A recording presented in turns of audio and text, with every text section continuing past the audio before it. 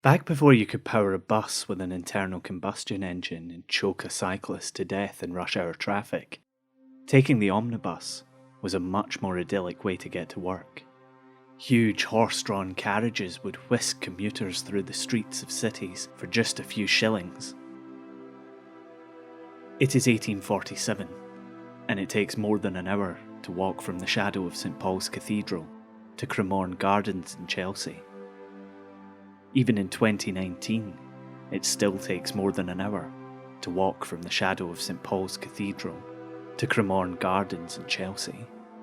The thing was, in 1847, you might have wanted to walk more than an hour to see Cremorne Gardens in fashionable Chelsea, back when it was a pleasure garden, full of intoxicating sights, sounds and smells. In 2019, nothing remains except a restoration of one of the massive iron gates which Victorian hobnobbers would have ignored as they stepped off the omnibus or out of a hackney carriage to start their evening. A line of those horse-drawn omnibuses sit outside the ornate entrance, through which pour the throngs of men in heavily starched suits with equally starched moustaches, and women in dresses which cinch them to within an inch of their lives before billowing out around layers and layers of petticoats.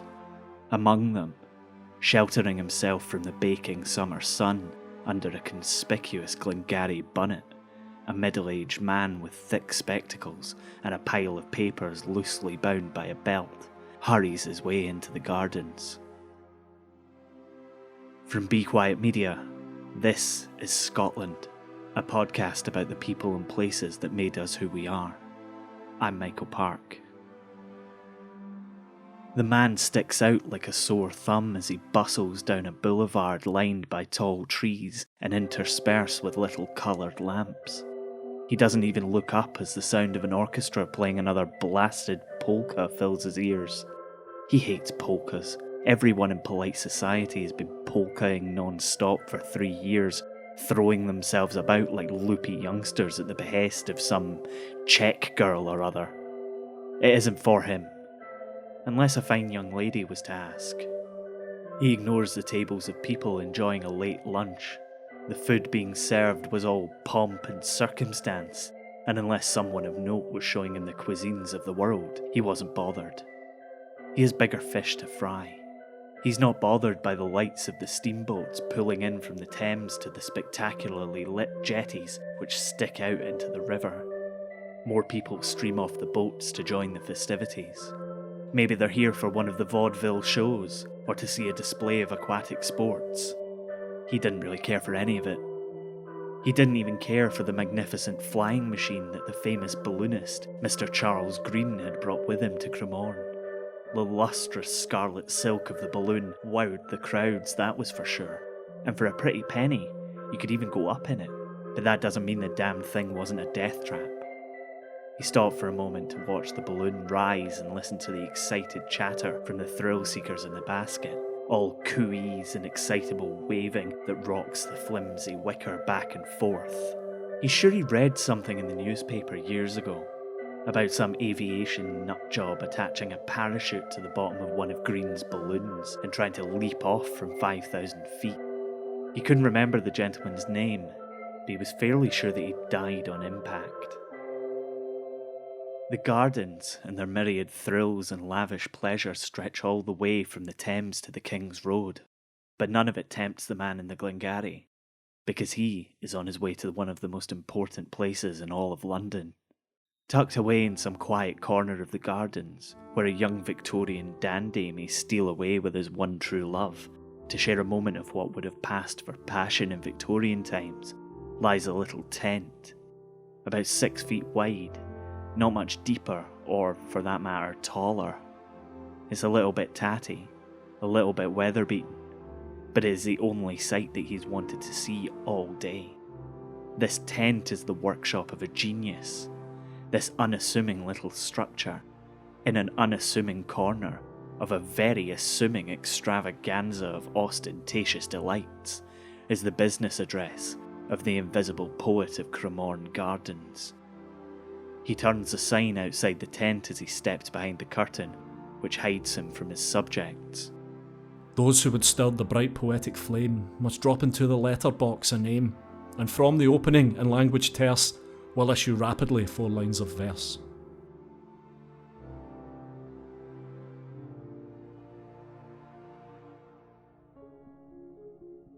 Mila Daskalova, whose research is what we're basing this story on, is also a poet and is going to be taking on the mantle of Scotland's very own invisible poet for this episode.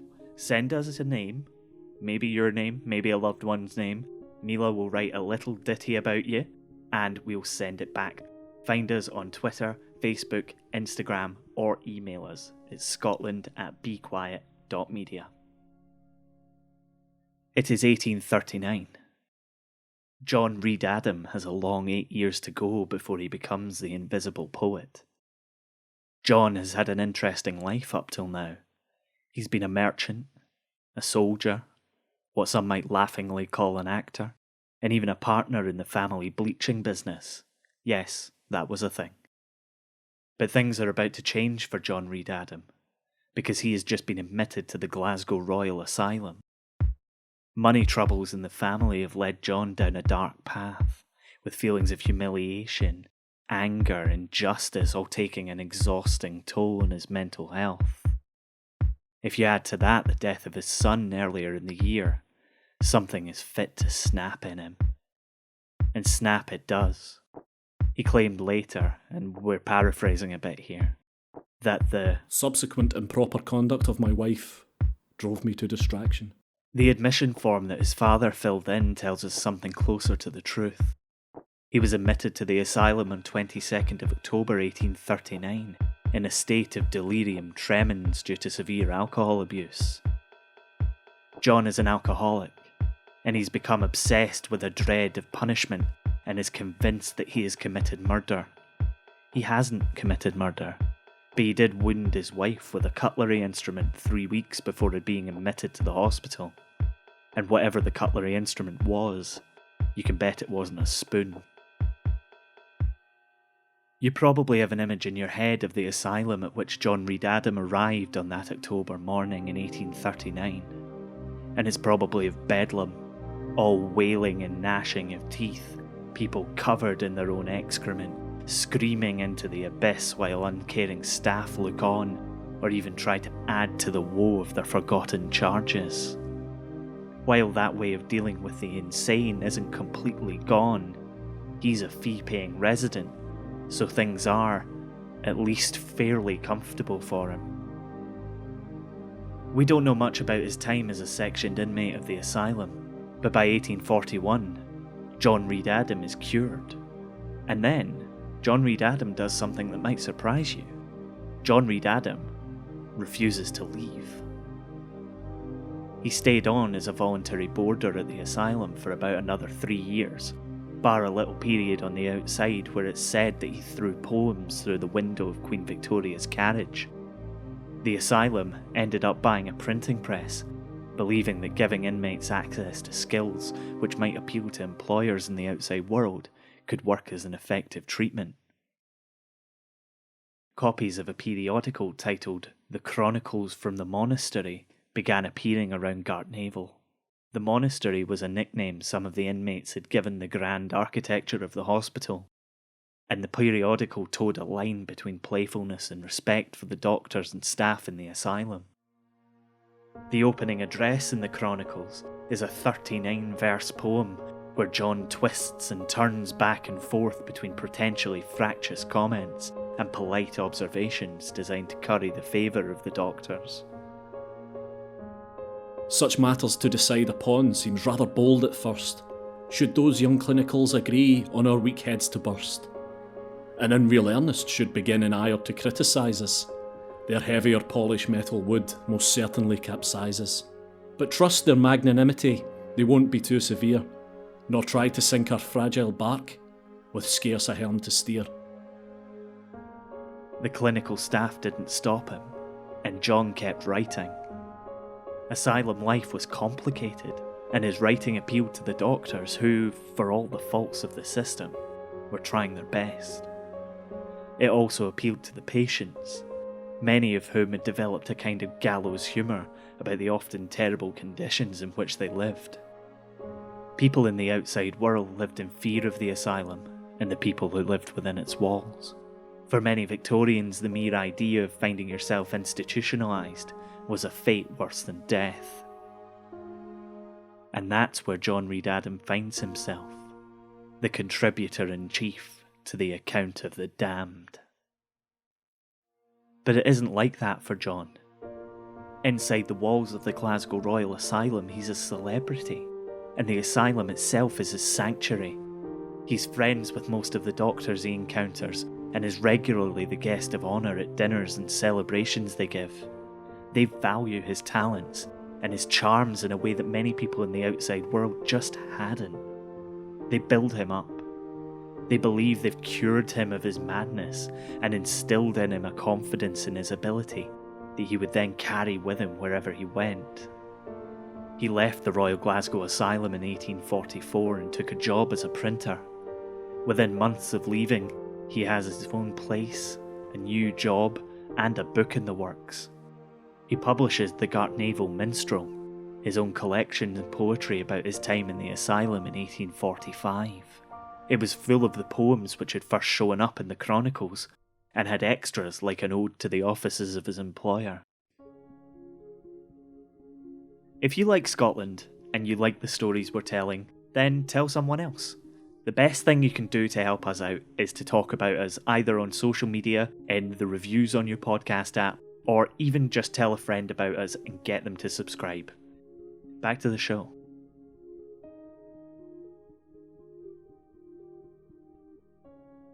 It is 1845. John Reed Adam has left Scotland and made his way to London, with his career seemingly set on an ever-ascending trajectory. He appears in a one-man show, presumably written by him, in which he treats a large audience to a selection of his poems and readings from parts of Macbeth and Hamlet. He receives especially rapturous applause for his ode to Wellington. The Duke of Wellington had defeated Napoleon's army at Waterloo in 1815. He was the leader of the Tories in the House of Lords, and the Iron Duke was still Commander-in-Chief of the British forces. He was exactly the kind of hero the Victorian theatregoers could get behind. Eventually, John wrote another book of poetry, focusing on the veterans from Waterloo. He sent a copy to Wellington, hoping that he might become a patron. I print at times a book too. The last was of the steel-clad brave, around the Iron Duke too. His patronage I'd hopes to gain to the book, but though he kept it, no FM compliments were sent, just to say he did accept it. Without a patron for his poems, he tries his hand as an actor. But John, special as he is, can't cut it with any of the theatre managers whom he tries to impress. But John does manage to find a job. The Pleasure Gardens at Cremorne need a poet. But not just any poet. They need an invisible poet. And so here we are, sitting in that little tent in 1847 as a warm summer breeze flutters the canopy, and you can just see him. With his dome-like forehead enveloped in a fourpenny Glengarry, his flashing eye flashing none the less brightly for the spectacles that add to its force without impairing its lustre. Yes, we saw the poet of Cremorne enveloped in the summer blouse so well adapted to the perpetual sunshine of his imagination, while ever and anon he dipped his pen into a wine glass half filled with cerulean ink, and refreshed his heated brain with a cup of mocha, which he occasionally pushed from him as if he were mentally ejaculating. All is mockery. That was from Punch magazine, the Victorian equivalent of The Onion. While people said that he does not spare his quantity, although occasionally his yarns lack quality in a poetical sense, the gay and thoughtless crowd keep pouring in rapid succession to receive 4 short lines of verse from the invisible poet. But things went off a cliff for John. It is the summer of 1848, 1 year on from that mocking description in Punch. John Reed Adam, the genius of Cremorne, The invisible poet is in the middle of the gardens as disgusted onlookers turn their head away from the dishevelled character raving on one of the stages, delivering an incoherent open-air lecture on the transition of the soul from the body after death. The manager of the gardens isn't into it. After all, he sacked John weeks ago for overstepping the mark with some of the more suggestive content in his poems. John had never cared much for management. In polite Victorian society, that would never do. They got into a fight. That was another thing that would never do. John was arrested and thrown into jail for 3 weeks. Once he was released, he was on his way home when he realised that he was being followed surreptitiously by a policeman. He had never cared much for the infringement of his liberty either, and he viciously set about the officer. He found himself in prison again, but this time it was much, much worse. The Times reported on his trial, and the story painted a worrying picture of John's deteriorating mental health. He considered that he was the first and the last man. He was Adam, and as he was the Alpha, so should he be the Omega. His first entrance upon this world was in 1806, and he had the most perfect recollection of the moment of his birth. He remembered the comet which had appeared in the year 1811, had bowed to and smiled at him as it had traversed the heavens. He was gifted with the most extraordinary powers, of which one was that he could see the soul leave the human body after death, and even at that very moment he could see the souls of many departed men. From his earliest boyhood he had enjoyed this power. There had been occasions when he had hung a dozen cats at a time for the sole purpose of seeing their souls emerge from their bodies. The Times, 10th of June, 1848. He was found not guilty by reason of insanity. Somehow, John Reed Adam made his way back north of the border and found himself in the Royal Edinburgh Asylum. He believed that he was the victim of a conspiracy and that the guards, police, doctors and lawyers in London had been out to get him from the start because they'd found out his secret. They'd found out that he was the heir to the Pollock estate, the home of the incredibly rich Maxwell family. Or at least, that's what he believed. He felt safe and at home behind the walls of the asylum. He found a sanctuary from the madness of the outside world once again. For the next 17 years, John was the star of the show. He was present at every major event in the asylum. He was the stage director of the theatre group. He was invited on the outings with select patients for picnics and excursions. John Reed Adam was special. He was the effusive toast of the doctors and a major contributor to the Morningside Mirror, a publication like the one he'd run in Glasgow. He paid £120 a year to live in the asylum. That's about £10,000 in today's money. And for those 17 years, he lived a fairly comfortable life. John wasn't poor by any stretch of the imagination, but where exactly his money came from? That remains a mystery. He died of heart disease on the 17th of June 1866 in the asylum that he had made his home. John would have wanted the last word on his story to be his own, but another contributor to the Morningside Mirror can have the final word on the invisible poet. Here he is, the most remarkable person in the old house, ci devant poet of Cremorne Gardens, and a gentleman of stirring and energetic habits. He is a very prolific poet, quite a dab at an acrostic, and the observed of all observers at the weekly ball, where his presence is indispensable. From his handsome gentlemanly figure, graceful deportment, and histrionic displays, and the reciting of his own effusions, which he does with remarkable force and elocution. A stranger might be puzzled to conceive what were the peculiar qualifications of the intelligent person for an asylum, or where the shoe pinched, but a closer observation might develop certain vehement and insane prejudices regarding the Queen, some romancing in reference to his wonderful achievements in early life as a gay Lothario, and an unswerving belief in the metempsychosis, his remote progenitor having been a lion.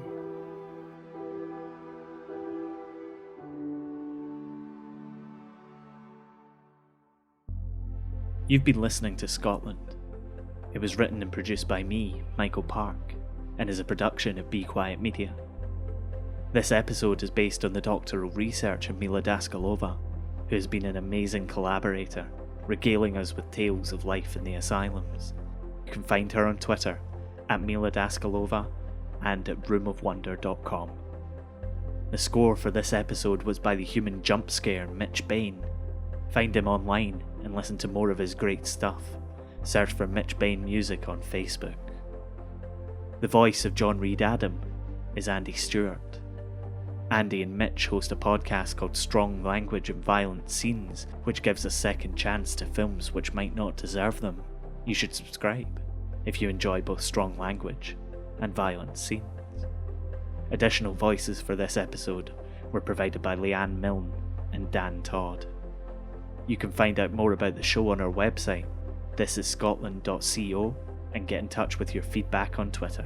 We're at Be Quiet Media. We're also on Facebook and now on Instagram if you search for Scotland, Scottish History Podcast. Thanks again for listening. We'll see you next time.